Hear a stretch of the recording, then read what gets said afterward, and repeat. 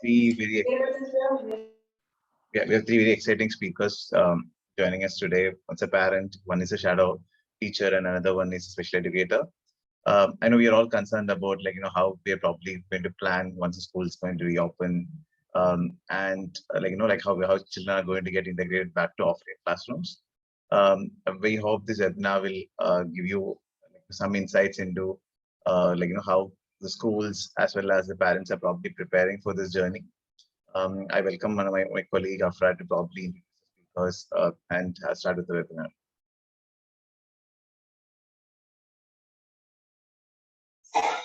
Thank you so much, Midhun. Hi everyone, welcome to the webinar.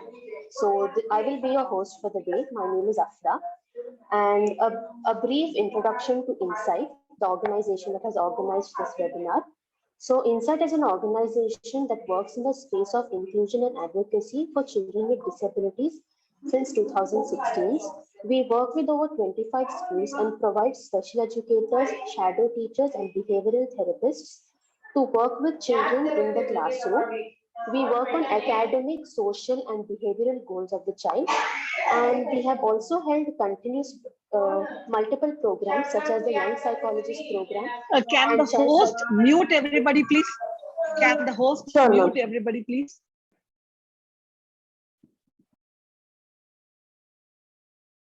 Sure, just a minute.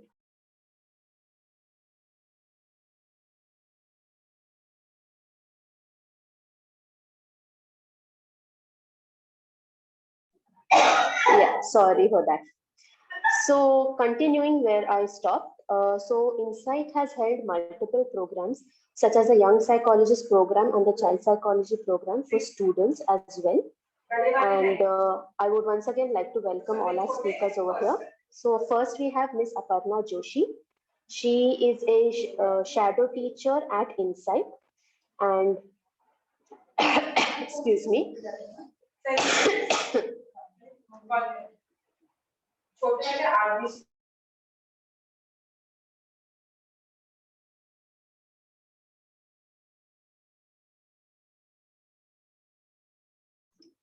Sorry for that small network issue.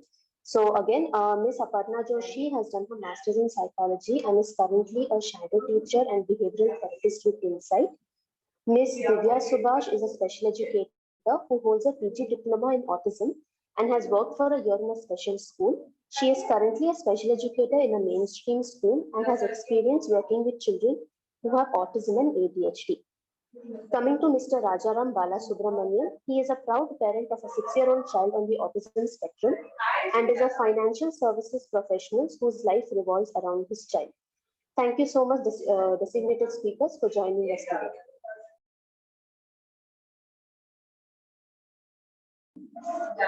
So moving forward to the topic for the day, I would like to ask Ms. Aparna Joshi to start. We will be giving our speakers 10 to 15 minutes to start talking, and then we will be taking in questions from the audience as well. So something that we feel is very necessary for parents to know, and all our audience to know for that matter, is what is the role of a shadow teacher? So if our speakers could one by one, starting with Ms. Aparna, answer this query. Hi everyone, good evening. Thank you, Afra, for that introduction.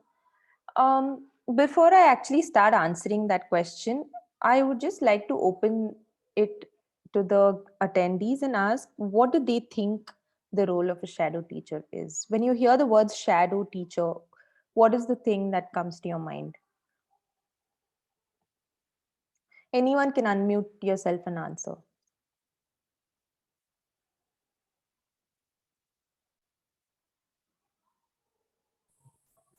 Hello. Yes. Yeah. Good evening, ma'am. Ma'am, so for me, I think that it's a teacher who works indirectly. What I can imagine with student with a special needs. What I think that she works indirectly with a child where child gets to work more, and the teacher plays as a secondary role in helping the child. Okay. It's just the one word that I would like to change when you said indirectly.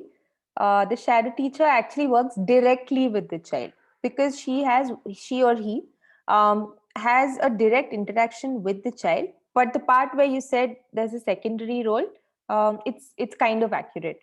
So when you think about a shadow teacher, when you think what could be their responsibility, what kind of work do they do? Drawing from my personal experience, I'd like to tell you that as a shadow teacher, mainly my job is to facilitate learning for the child with special needs while they are in a mainstream classroom. Does that make sense?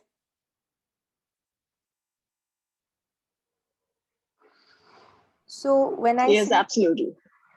So when I say facilitate, it is a big word, and anything that comes under that could be helping them with any of the skills that they're struggling with, like writing, reading, behavior challenges, and social interactions with other students around them, comprehending instructions from teachers, and any of these areas that the child has challenges with or is finding it difficult. That is where a shadow teacher steps in, the shadow teacher is kind of a middleman, like where they make sure that whatever is coming in from the external environment is reaching the child in a way which is filtered and diluted for the child to make it easy.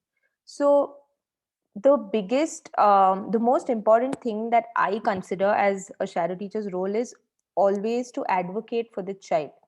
So this is where the tricky part comes in, because most of the parents, when they hire somebody as a shadow teacher, what they expect is someone who will always, sit with the child in the class, follow the child around, just kind of teach them whatever is happening and things like that. But what happens is when we don't look at certain factors, we are not looking at the child's needs. So a shadow teacher's role is not just to make sure that the external factors are being filtered and handed out to the child, but also advocating for the child's needs to the environment.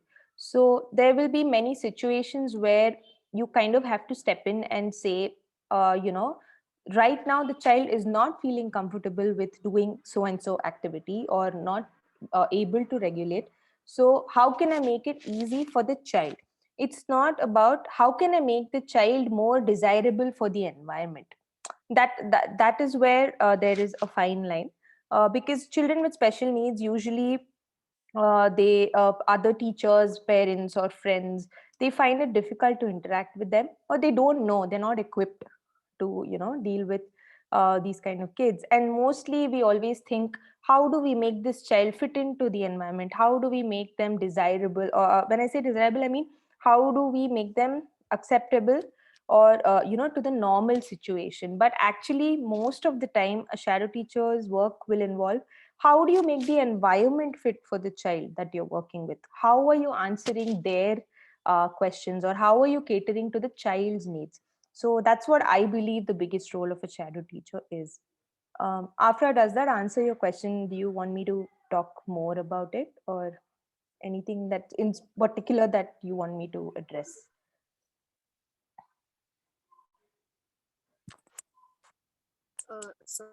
Yeah, I believe that really answers our questions from the perspective of a special educator.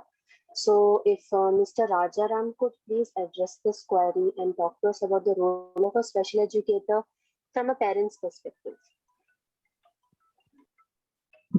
Yes. Good evening, everybody. First of all, I'd like to take the opportunity to thank everyone for giving me this platform to talk.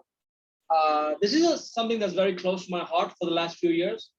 Aaron was born, Aaron came into my life after many years of trying to have a child, and that's the best thing that's ever happened. Now, in terms of coming back to the question, in terms of shadow teacher, how I'm going to do this is I'm going to do this in 3 parts. I'm going to give you a little bit of background as to how we got into this whole thing in terms of understanding, assessing Aaron's need for special education. And then how did we figure out what the environment was that we needed Aaron to be in, what our goals were. And the third one was to figure out how do we get the pillars of support for Aaron, right? I mean, that's how my journey has been so far. And one of those obviously pillars of support you'll see as I go along is, the shadow teacher. Now you can stop me if you have questions, or after I finish, I will pause and ask. Either way is okay. I totally welcome that. So when Aaron was about a year and a half old, we noticed that there were some delays in certain milestones. We were living in New York at that time, and we reached out for help. And they had an early intervention program, and they made an assessment, and they told us that he was mildly on the spectrum, things like that. That's when I got introduced to all of these concepts and tried to understand what it was. Did my own research, read a lot of books, met a lot of people, things like that, right? So so he used to get OT, he used to get speech therapy, he used to get special education. They used to come home, they should do all those things. And then as time went on, 3 years, as it came to go to school, we realized that, and personally for me, I realized that there were certain things that we could not do when we were over there. We needed something that were more personalized for Aaron. Because the way I understand the spectrum is that it's not the same for everybody. And the reason that I mention it is linked to how the whole shadow teacher concept is managed. Because there are two schools of thought. One, the school should provide the shadow teacher, or should the parents do it? Now, each one has its pros and cons, but to me, the biggest challenges of having the school give a shadow teacher is that they're not able to figure out the right model for each child. Because I don't think they have the information. Seeing a child for 3 hours is not enough. I think that depends on the parents. The parents would be the best one to say, okay, you know what? Here's the assessment that we have got. Here's what our goal is. That's the next thing that's more important. For example, personally, for me, our goal is to assimilate Aaron into the mainstream schools by a certain age. Now, that doesn't have to be the goal for everybody, but that has to be the goal that some parents go with. That could be some goals that some people go with, right? So once you do that, then you come up with what I personally call the 3 pillars of support for Aaron. The first is fundamentally what I believe is causing the delays because of speech. So he gets speech therapy. The second one, like Aparna so rightly mentioned, is a very important integral support. I would never say, I know, Amisha, you said indirectly, and I know what you meant by indirectly, but it's not indirect at all, because these children have a certain component of human interaction that's not fully developed yet.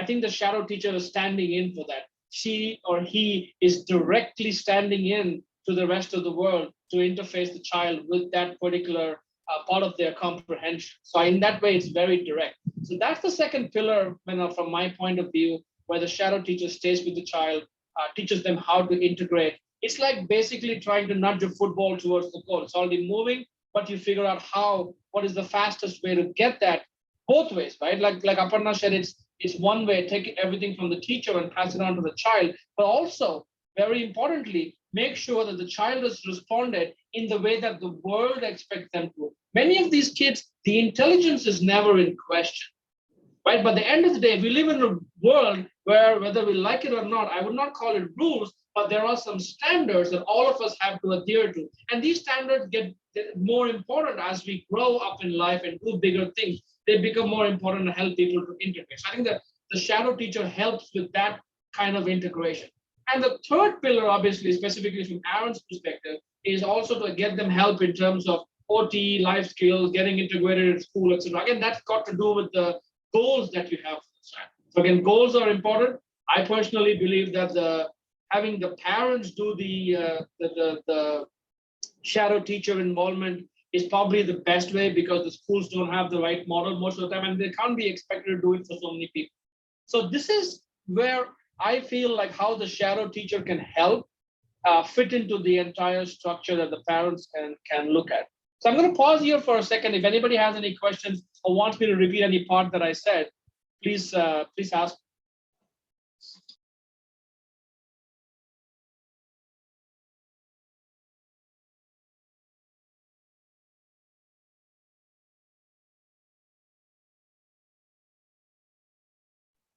I really like the football analogy that you use, that they're moving towards the goal and they just need a slight nudge. I think that explains it very accurately. Oh, thank you. Well, I believe in that. I think having our shadow teacher has changed a lot of things in Aaron, and I think that's helping. Thank you. Rajaram, I think I have a few questions for you. Like, probably when you are preparing your child to go to an offline school, right? Probably in the coming months, what are some of the concerns or what are some of the areas that you think the school should be equipped for when your child is getting back to the school? So I think when we went to meet the principal at the school that Aaron is going to go, I think I had a few concerns. One obviously was very basically his physical safety. But because he's a child who has speech delays, how is he going to tell somebody I'm scared? How's he going to tell somebody he's hurt? What are the controls in place in the school to make sure that he doesn't have that? Or if he has a need, he needs to go to the bathroom, he needs to eat something. So that's the first concern, that I have to go and see how the school is, how they're set up, how they're doing. Second one was obviously to see to understand the fact as to like earlier we spoke about. Hold on, give me 1 second. So we spoke about the kind of goals that we need to have, right? Communication goals, academic goals, attention goals, behavior goals, etc.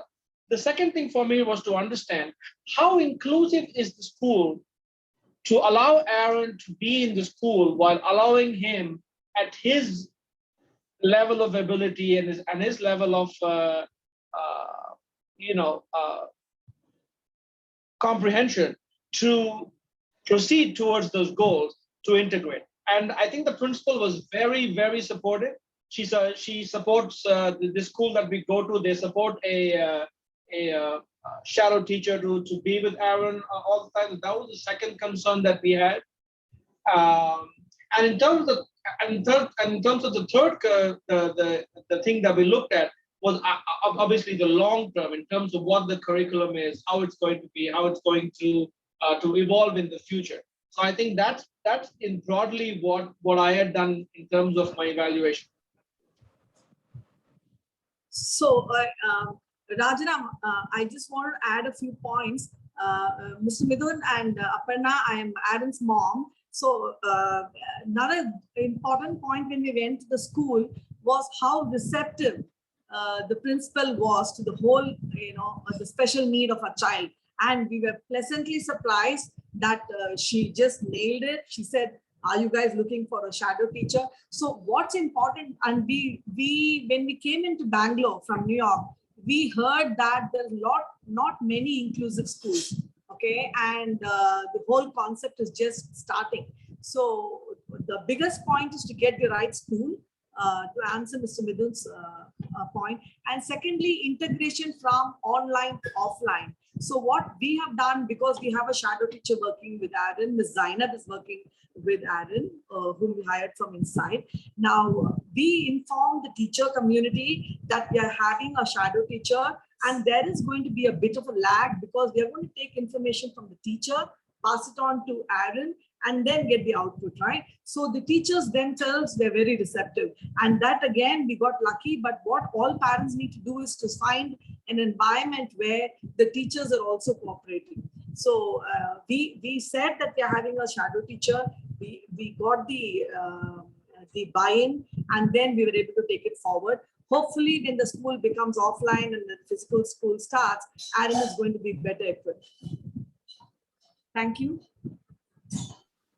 Yeah, thank you, Madhumati and Rajaram, for sharing that. I think it's very important that the role the school plays, especially choosing the right school when it comes to probably ensuring that our child is in an environment which has the best resources, as well as is something suited for whatever the needs of the child are, right?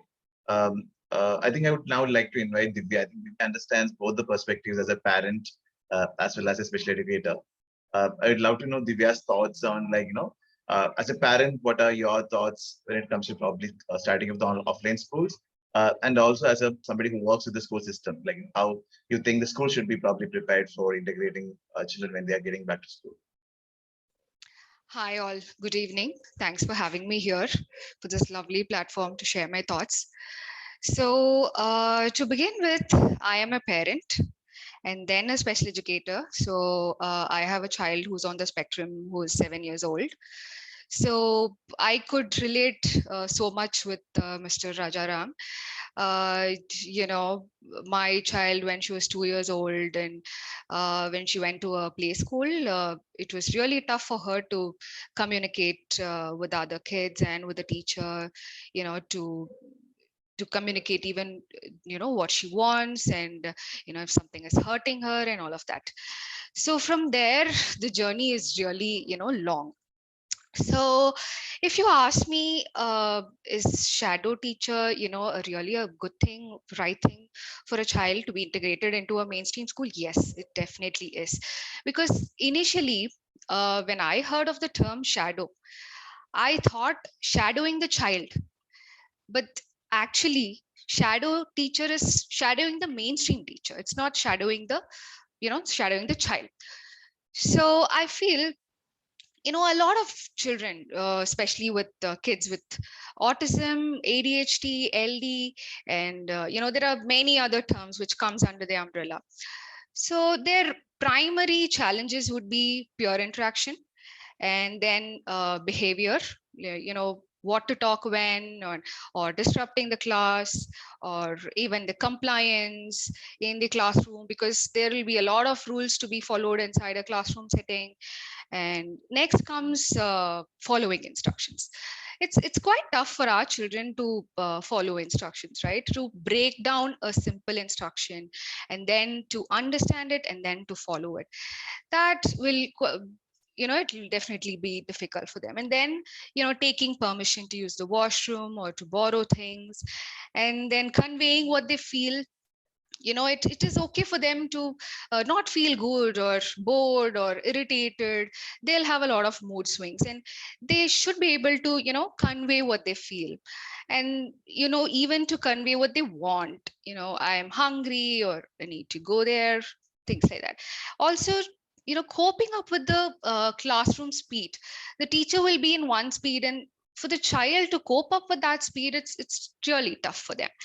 And for all of these reasons, even to comprehend what the teacher is talking and what are the kids doing around. So for all of these challenges, a child definitely needs a nudge. Like Aparna said and Mr. Rajaram said, it's that, just that nudge which the shadow teacher has to give. And even as a special educator, that's what we all do, right? So what we typically do in a mainstream setup is that whenever the child needs that support, we, you know, go to the classroom, be there for them, make sure they complete their homework, or you know, the rhymes or whatever, any group setting. Some kids might have difficulty sitting in a group, some kids might have difficulty focusing in a classroom. So whenever child has some need, we sit with them, ensure the child follows or finishes their work, writing work. Or if the child really has trouble coping up with the speed, we pull the child out and take them to a resource room and, you know, simplify it, make a individualized plan, simplify it, and teach them, you know, in their understanding language. So that's what a typical special educator do, you know, in a mainstream school. But I really feel shadow teaching will be even more effective in terms of complete integration into a classroom. Right, the child may not be able to come back home and tell what happened in the class, and mama, this is my homework, this is what happened in my class, and or you know, this child pushed me, this child bit me. These are some of the things that the child has to come back home and communicate, which unfortunately won't happen with our kids. So I think the shadow teacher will really be able to help them. And as a parent, if you ask me, my expectation from a shadow teacher would be that, you know, not just, you know, being there for the child, also helping the child to become independent, right? I think that's what our teacher does. She just, you know, doesn't help all the time. She also tries in helps my child to become independent, make her own notes. She doesn't write notes for her. She doesn't, write the homework for her and intimate it to me. She makes my child note down the homework, including the page number. And that is the amount of, support that we expect from a shadow teacher. And I think Insight is doing a great job with respect to that. Yeah. Thank you so much for that. Yep. Do we have any questions for Divya? Afra, are you back? Yes, I'm here.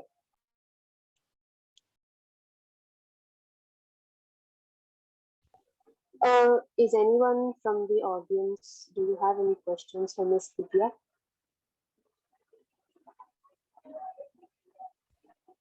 Okay, so then moving forward. So this is for Ms. Aparna. So as your role as a shadow teacher, in your role, what are some of your responsibilities? Like, when it comes to preparing learning plans or reporting to parents, how does that work? What is the process for it? Okay. I've been with Insight for over a year now, and this is the format that we follow here. It's pretty much standard, but I'll just take you through what my responsibilities are exactly. So the first few days, actually the first 2 weeks for me was just about observing the child, trying to build a rapport with him, trying to see if he would be comfortable with me. In fact, in the first few weeks, the child was very vocal that he didn't want me around. Like when I entered, he would say, "Can you please go?" Or he would tell his mother, "Can you ask her to go?" So you firstly, before you start off with the goals, before you start off with the plans, you have to find something that the child and you can talk about in common, or somewhere a small opening where he can trust you. And the easiest way to do this is try and establish the fact that you're not some authoritative figure, you're not a teacher, or you're not someone who's there to discipline him or her, but you're just there to kind of support him or her. So that was one of the first things that I had to do, and slowly eventually it will come. And once they know that, even this is very important, even when you communicate with the parents, they have to know that when you talk, you're not talking about the child to the parents. You're not complaining, or you're not saying he or she is not able to write or they're not reading. That's when you kind of lose the child's trust. But you're there to show your support, that okay, I've heard that you need some help with this area and I'm here for it. So once you kind of establish that with the child, then you can start, they will start leaning on you for whatever help they need. So the first few weeks at Insight went like this for me. And once that happened, once you observe where is the child struggling, what is the kind of help that he or she needs. And it's believe me when I say this, it's not always academic. Just because you're a shadow teacher and you go to school to support the child, it's not always an academic struggle that they have. uh, there are behavioral challenges as well. Like Mr. Rajram also said, if they're not able to communicate that they're in pain, or if something has happened, or they don't have impulse control, they just go around saying whatever they want, or running away when they're asked to sit in one place. These kind of challenges are also there. So once you make a note of the challenges, then you start writing your goals. So at Insight, we follow this format called SMART goals. So SMART goals, which are specific, measurable, achievable, which have a specific timeline. So once we say that okay, XYZ needs support with this behavior, so this is the goal I'm writing for them. And you can have 1, 2, or 3 goals depending on how what the baseline of the child is. If you feel like they're capable of certain things, then you build from there. Or if they need help from the beginning, then you start simple and you start from there. So every month you kind of make this behavior report, and you see this is what I want the child to do this month. And at the end of the month, you go back and check, have I been able to do this with the child? Also, please note that I'm saying, have I been able to do this with the child? It's not just has the child been able to do this, because it works both ways. It has to be how are you facilitating that? So you can have a writing goal. You can say, by the end of this month, I will make the child write 3 new words.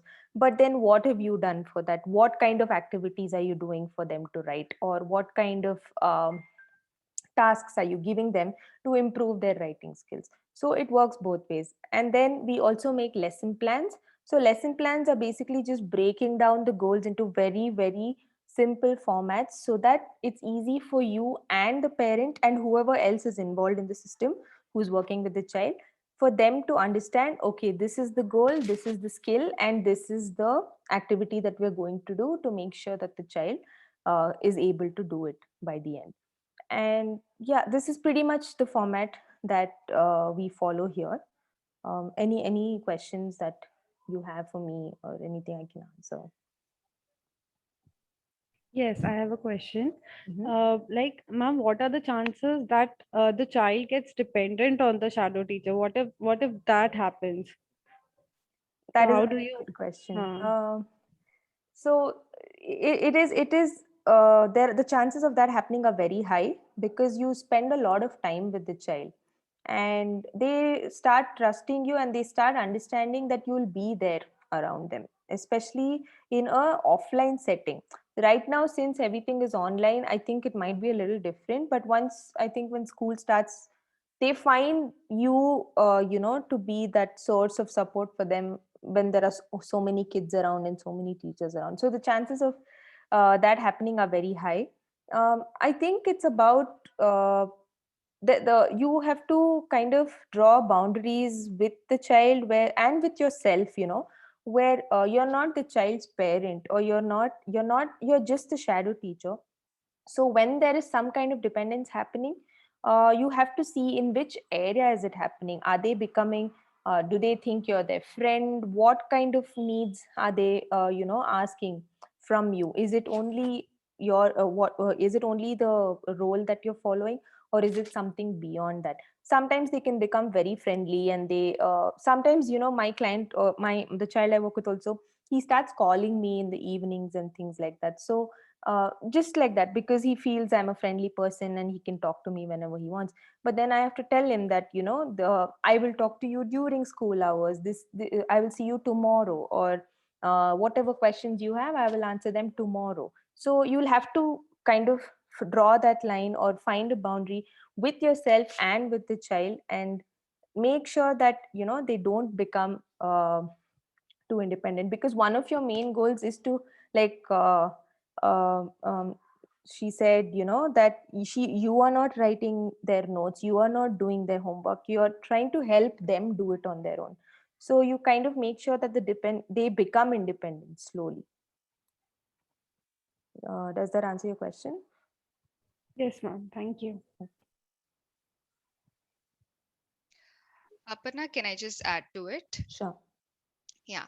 So I think that's a very valid question from a parent's perspective. Even I was very hesitant to hire a shadow teacher because dependent, when she said that, it means the child doesn't want to be completely dependent on a shadow teacher, that they won't be able to function at all if at all the the shadow is not well for a day or something.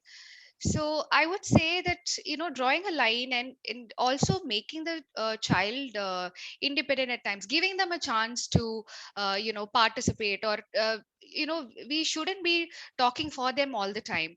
We also make them independent by teaching them how to talk, by teaching them how to respond to a particular situation, right? I think when we do that during the course of time, I think they'll eventually learn, and slowly we can wean off the support. And that's what we all want them to be, right? Someday they have to be independent and talk for themselves and be integrated and mingle with their peer group. So I think that way we'll be able to support them. Hi, this is Rajaram here. I'd like to add something. Thank you for your views on the dependency. I think it's one of the things that parents definitely do worry about, like Divya just mentioned, right? But I think I can draw an analogy from work, where it's very easy to get dependent on outside help, even when you're working on large things. Let's say you're doing something new that you don't know, somebody comes in to help you, and then you're working with them and they're an expert, you get so used to working with them, and when suddenly they're calling like, oh, what am I going to do after, right? So I think to add to what they both said, I think the underlying reason that someone gets dependent on something is that there is a shortage of a particular input or a processing capability for that child that is fulfilled by whatever the shadow teacher is doing. So I think, like Aparna said, the right approach would be to identify where the dependency is coming from and then try and see which particular goal for that child needs to be supplemented. So at the end of the day, as long as the child is able to see that their needs, their expressions, their emotions are being expressed, received by other people in other forums or other areas, the dependency, it is easier to wean out. I'm not saying it would become a zero risk, but at least it'll be something that will be in the control of, what I call the holy trinity. It's the school, the teacher, the shadow teacher, and the parent, because all three are equally as responsible for the goals, not just the shadow teacher or the teacher or the child. In fact, honestly, the child is probably on the second level. These three people are much more responsible for the goal. So I that's the only thing I would personally like to leave you with on this one. Thanks for that. I actually just wanted to add on. So I actually faced this challenge with one of the kids I was working with.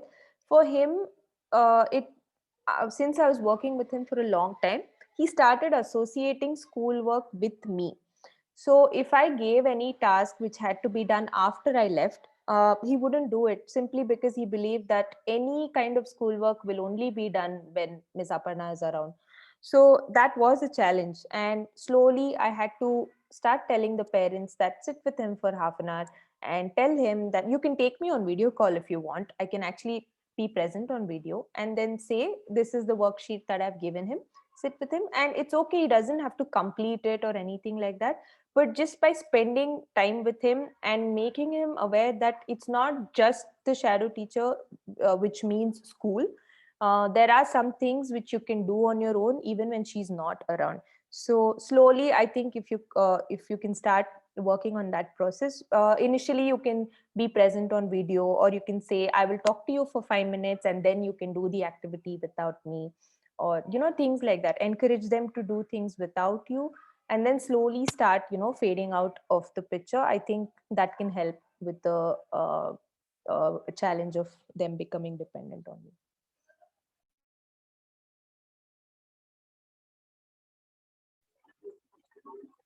Thank you so much for that very thorough answer. I hope the query was well answered. So now there is something that I am curious about personally. Now we have discussed a lot about how being a shadow teacher works and the kind of support you get from the school and the staff members and the parents. But what about the negative side of being a shadow teacher? Like everything has its pros and cons, right? So what are the difficulties and the challenges that a shadow teacher usually faces when it comes to working, when it comes to their space? That's also a valid question, and there are some struggles that I also faced in this role. First of all, it's that you have to understand, like I said before, that you're not the child's parent. And I keep stressing on this because when you spend a lot of time with the child, and when that that you build that rapport with them, at some point you start feeling responsible for their actions. When they have an issue or when they have a challenge, sometimes you feel like you have failed, that I did something wrong, so maybe I didn't teach the correct skill, or maybe I didn't model this properly, and that's why he or she is behaving like this. So I think that is where you have to take a step back, and you have to see that it's not entirely your responsibility. And also sometimes parents have to step in because when dependence increases also, you start feeling that you are totally responsible, that okay, this is how I will make him or her do this. And at some point you can start influencing the child as well. That is also where you have to check yourself and think, okay, just because I think like this, or you might have certain ways of working with children or certain values or beliefs that you have, and somewhere that starts influencing the way you see the child, just because they trust you and you feel like, okay, now that he or she trusts me, I can talk to them a certain way. And I think that's where you have to kind of take a step back and see that although he or she is dependent on you, it's not entirely your you don't have to take over fully, and you can take a step back and let the child be on their own. That is one of the challenges that I faced majorly.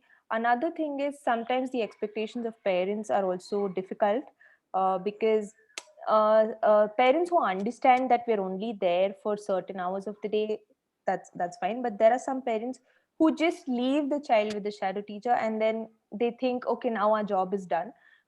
We identified that our child had an issue, so we got a shadow teacher, and now the solution, that is the solution. And they kind of expect that since this is your job, this is what you need to do. But like Rajaram also mentioned, it's not just the child or the parent, it's the whole system that's working with the child. It's that there are so many people involved in it. So sometimes when parents have those kind of expectations, it does become a little challenging. But I think if you can have an open conversation with them, I think that would help. Divya, I had a small question for you. Like, now that probably you're moving to offline classrooms, what do you think, what kind of communication should the parent be having with the school when they are probably hiring a shadow teacher one side, or uh, probably they should be having with the school system in terms of saying, is this the school, the right environment for my child? The school that my child needs to go, right? What are the things that needs to be, what are some of the pointers you can give the other parents who are here to being the right? Sorry, I didn't get the question right, I guess. Can you just repeat it again? No, my question to you is like, because you're a parent as well as a special educator, uh, if a parent is probably approaching a school, right? Probably for admissions, or probably now that things are going to go into an offline classroom, what should be some of the questions the parent should be asking this or to the special education department when they are looking for specific needs for their child? Okay. So you can ask them what kind of support that they would provide from school, and how inclusive the classroom setup would be, because most schools say they are inclusive, but then it won't be truly inclusive. Kids with difficulties would be segregated into a special classroom, and they won't be allowed to be part of the mainstream class. So that you have to check if you're very particular about your kid should mingle with the ND kids. So that you could check. And also, if there is a SEN department in the school, you can ask them, what level of support that they would give, and how many hours do they spend with the child, during the school time. So and will there be any IEP goals? Will it be will be a subset of the curriculum, or will it be totally different from that, or things like that? You could you could check with the school and with the SEN department. Did I answer your question?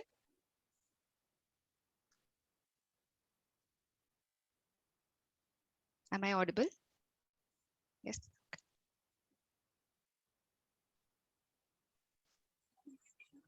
Yes, ma'am, you were audible. Okay. So another question that we have for the parents over here is that how do you choose an inclusive school? Like, what are the questions you ask to the faculty members?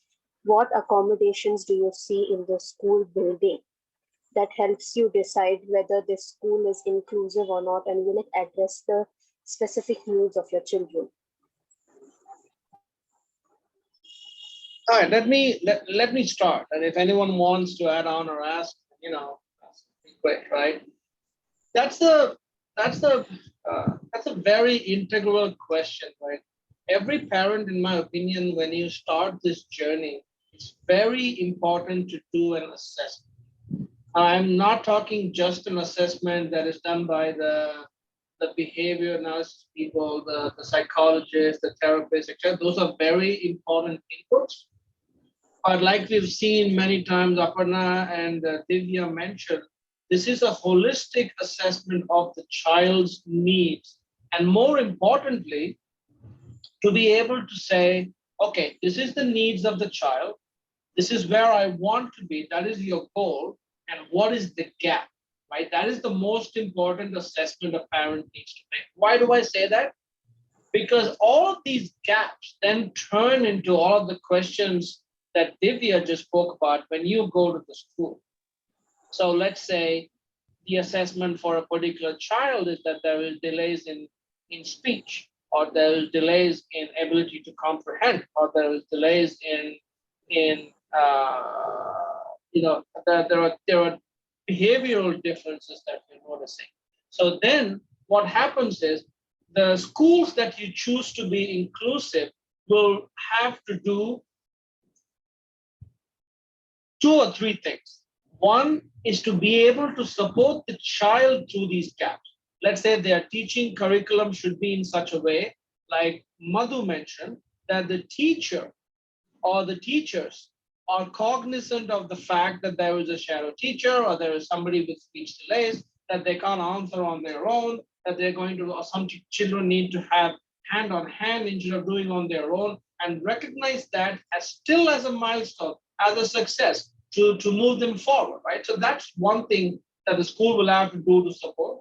And second, the school will have to have infrastructure and policies to say, okay, we will allow someone like Aparna to come in with the child, be with the child, work with the child, and we will respect the duality of this particular child and respect the fact that the feedback will happen through that teacher.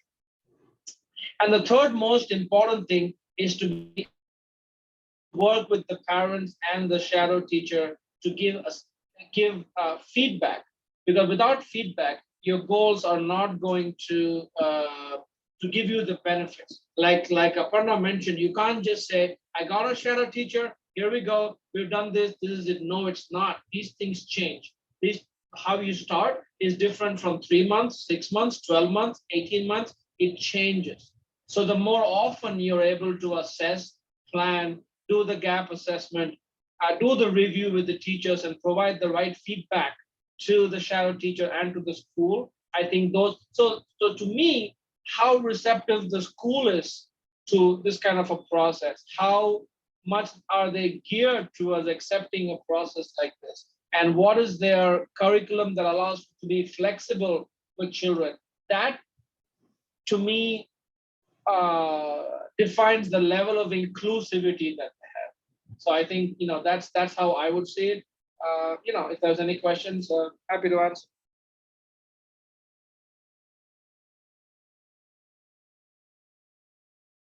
I'd actually like to add on to that. There's a nice example where one of the schools that we work with, one of the ways that they make sure that the child feels included is, so sometimes what happens is, even like when Divya mentioned, even though they say inclusion, they take all these children and put them in a separate classroom, or they make them sit somewhere else, or they don't feel included. So what these schools can do is also the kind of work they're giving, where there's no differentiation. So suppose they're doing math and they're doing addition with regrouping or something like that. Maybe the child with special needs is not able to do it like the other kids are doing it. So it shouldn't be that the school says, okay, I'll give you a different worksheet so you can work on it, and then the other kids will work on something else. But actually an interesting way was they gave them the same worksheet, but the mode of doing the problems, they gave them flexibility. They said you can do it whichever way you want, however you have understood it. So they're kind of not differentiating, that there is a higher level task for the kids who are not on the spectrum, and then there is a basic task for kids who are on the spectrum. So these are very small areas where differentiation happens. But if the school can be a little mindful about that, that is something I noticed, which I really liked about one of the schools that we were working with. So that is also a small way of making sure that your child feels included. One of the parents also who I worked with was saying the same thing. She said, sometimes because of the kind of topics school discusses, I feel like my child feels very left out of the class. I'm sure there are other kids who are really smart and who want to learn more and who want to learn faster and who are able to do such things. But when you're talking about inclusion, it's about how is the child feeling? Is he or she feeling included? Can he or she feel, yes, I'm also a part of this class? Or do they feel, okay, there are kids who can do better tasks than me and I'm just somewhere here, I can only do basic level tasks. So that is just something I noticed, which I wanted to add on to your point.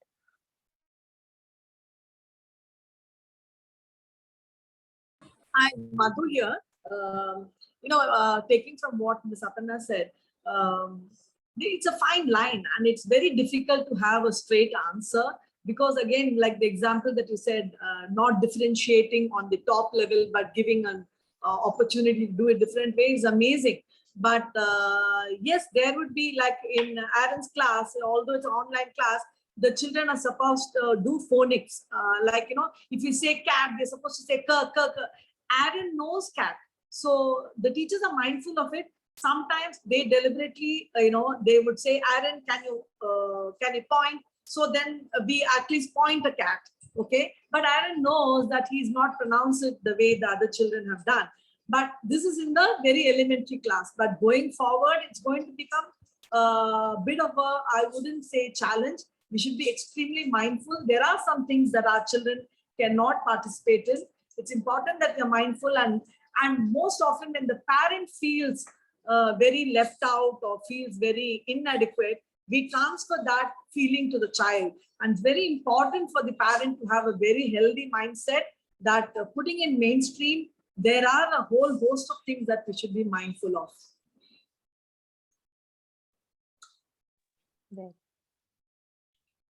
Hi, I have a question for Aparna. Hi, my name is Larisa.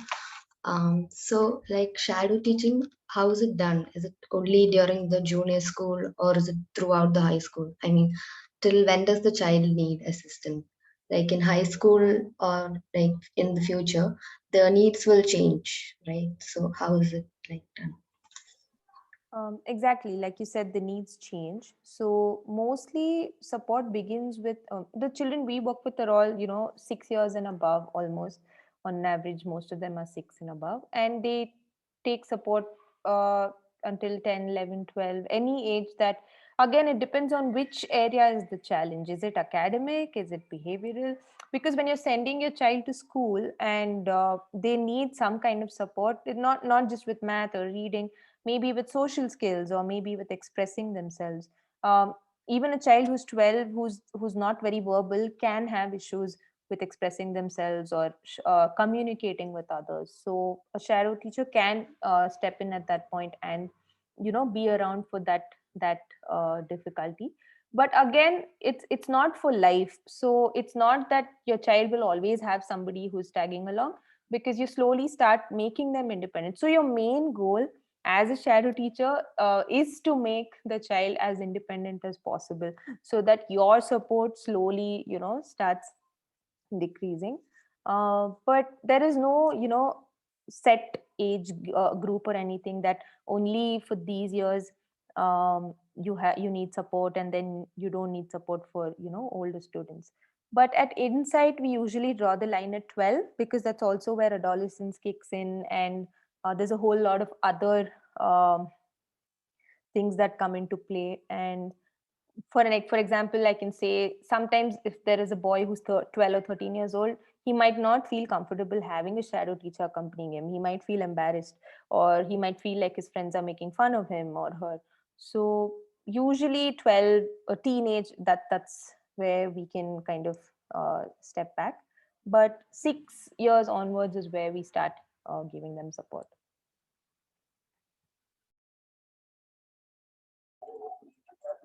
Thank you so much, Ms. Thank Aparna. you. Do we have any more questions from our audience? Anything you would like to ask our speakers? Yes, Afra, If I would you, like to yeah, ask a go ahead. question to Aparna.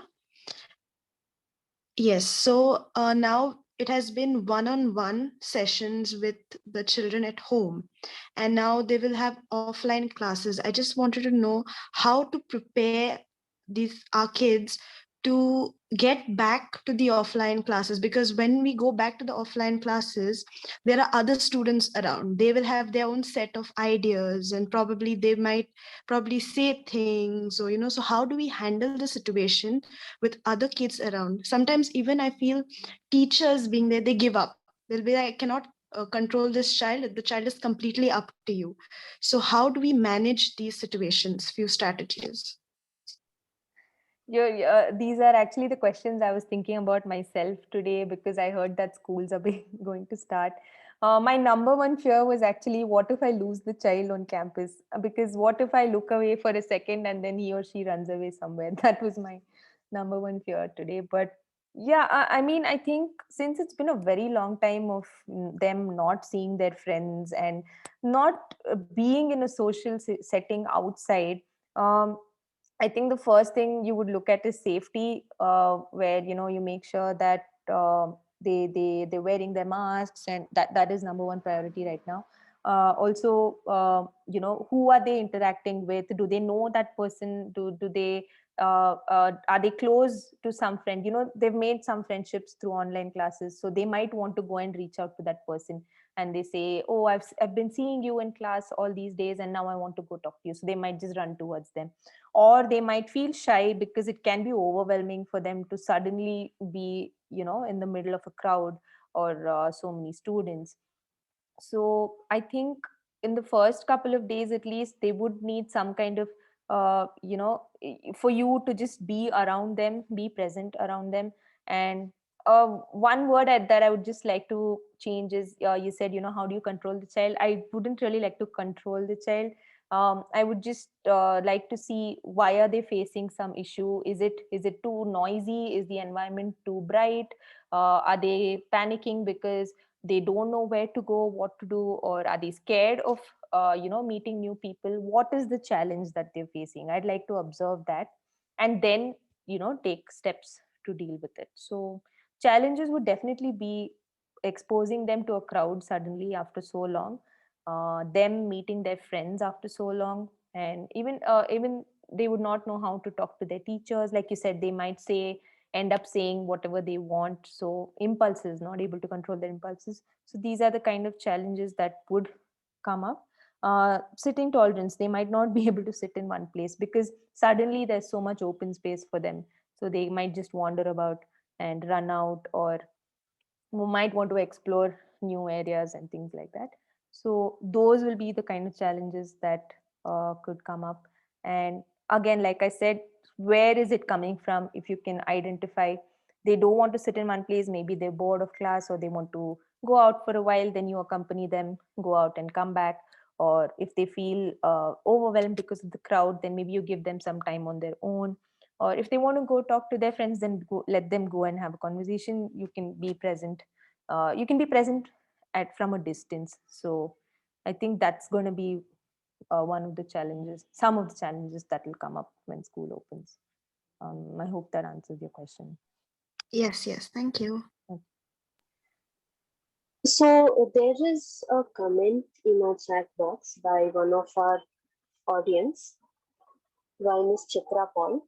So when giving out such differentiated worksheets, care needs to be taken that it is done subtly. Because otherwise, with a shadow teacher and a support teacher, the child can actually get segregated and excluded and not included in the true sense. Also, an area that is often overlooked is differentiation in assessments. That is also an important cornerstone of true inclusion. So could our speakers please share their thoughts on this particular comment?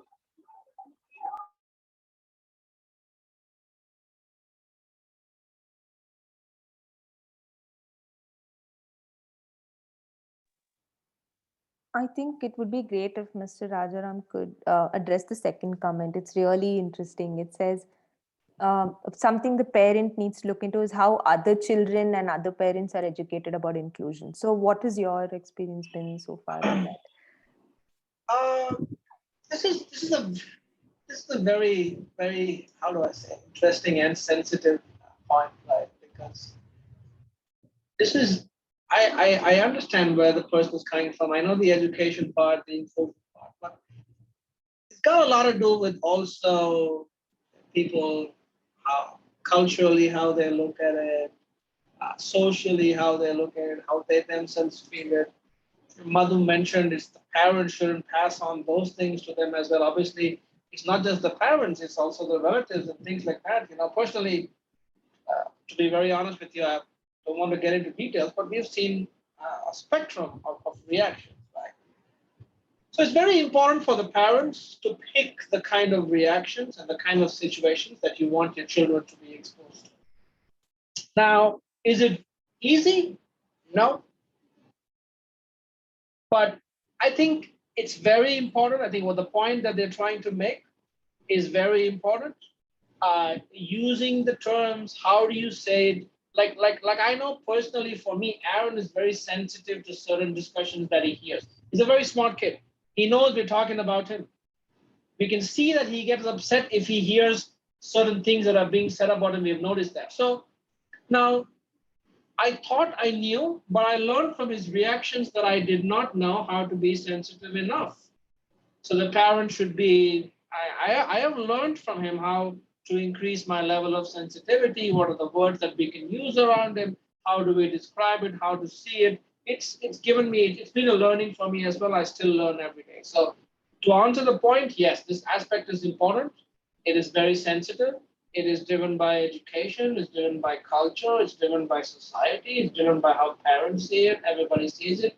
And yet there's a very important part of making the child feel included or excluded. I've had to make life decisions in terms of saying, these are the kind of situations that I will expose Aaron to. These are the situations that I will not expose Aaron to for the time being, because it's not productive or it's counterintuitive to his progress.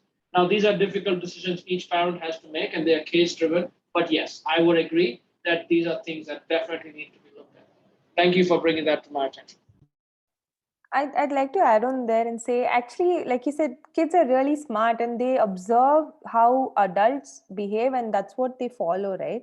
And what I've seen is if just one parent can have that conversation with the child, they pick it up so fast, because some children I've noticed when the child on the spectrum is playing with other children, and one of them kind of makes him excluded or says something which is not appropriate or anything like that, the other kids who know that there is something like this which exists, they pick it up so fast and they actually tell each other. They say, you know what, so what, let him play with us, or it's all right. So I'm sure their parent must have had the conversation with them. So if just one of them can actually say something like this exists and this is how you make them feel included, they pick it up really fast and they actually educate each other about it. So Ms. I guess, Aparna, very well said. Very well said. It actually happened in Aaron's class. In the first introduction session, we said we are waiting for Aaron to start speaking. We didn't say he's non-verbal. Okay, so we said we are waiting for Aaron to start speaking. We were very excited about it. And slowly the class and the teacher started understanding that he would use ours. Sometimes I will be representing him or the shadow teacher would be representing him. And once we had a substitution teacher who pronounced his name wrong. You will not believe it. The whole class rallied behind and said, man, miss, that's not the way you pronounce his name. And they all said it's pronounced as Aaron. And that was very heartening. Now, it could be a one-off case, but it's very encouraging to see, like you said, that students pick it up. And it looks like the parents do talk to the children that we have a child who's, a little different from you. And and in the mornings when Aaron says good morning through ours, and then they hear and they say good morning, Aaron. And when I say, they say, hi, auntie, how are you? So it's very encouraging.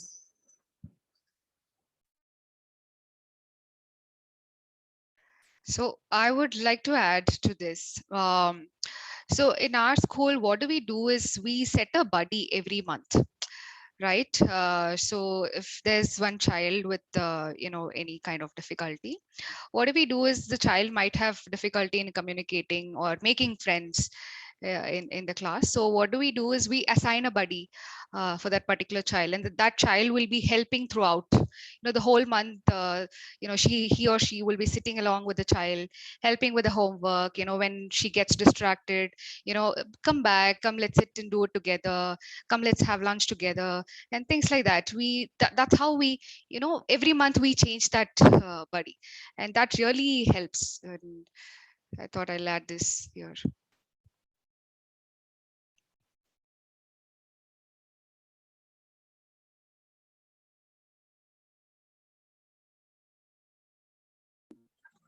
Thank you so much for that. Now, does anyone else have any other questions for our speakers? Or you can put it up in the chat box as well.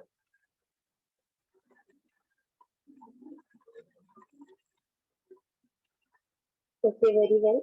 Looks like our speakers have really addressed everyone's doubts. I hope all our audience have, had all their queries addressed and have found this session very fulfilling. And I would like to thank our speakers as well for taking time out of their schedules and attending this webinar. Thank you so much. Now, among our audience, if you would like to get in touch with Insight to look through our shadow teacher and special educator services, you can mail us or you can get in contact with us or visit our website. And if our audience could please drop their email IDs in the chat box so that we could send you your certificates, it would be great. Once again, I would like to thank our speakers. It was really great, and personally as a student, this webinar was really, really, it really cleared a lot of queries for me, because we know a lot about psychologists and special educators, but shadow teachers is something which is not really a part of your formal college curriculum yet. Like, we don't really know a lot about what it is and what happens behind the scenes. So I really appreciate it. Thank you.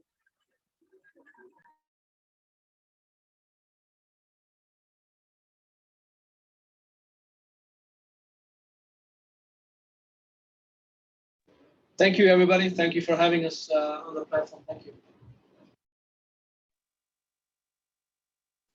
Thank you, everyone. Thanks, everybody. Thank you.